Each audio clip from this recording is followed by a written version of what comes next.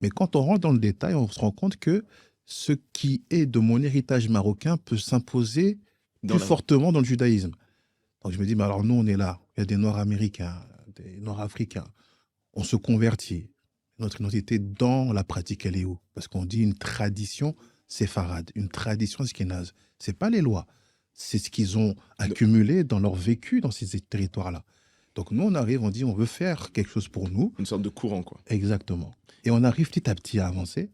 Et on a trouvé des écrits qui confirment qu'avant que les missionnaires n'arrivent sur les territoires Congo en 1480, bah, cette idolâtrie qu'on appelait, on va dire, les pratiques animistes, était peut-être, même dire sûrement, un judaïsme authentique, ou plutôt dire une spiritualité israélite authentique.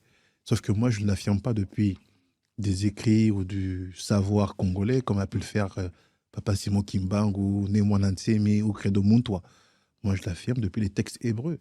Donc, je leur dis, regardez les gars, on a un problème. C'est ce que vous avez écrit. Voilà. Mais avant de rentrer dans l'historique, parce que c'est très important ce que vous êtes en train de dire, vous avez parlé de conversion, et on voit que l'origine de cette conversion, finalement, c'est des études personnelles, finalement, des questionnements personnels, qui vous ont amené vers cette religion juive moderne.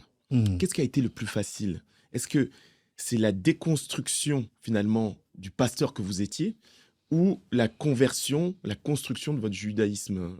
Qu'est-ce qui a été le plus difficile? Le plus difficile ou le plus facile? Ah, les deux. On va répondre aux deux questions alors. En fait, je pense que le plus facile, ça a été la déconstruction du pasteur. Ok.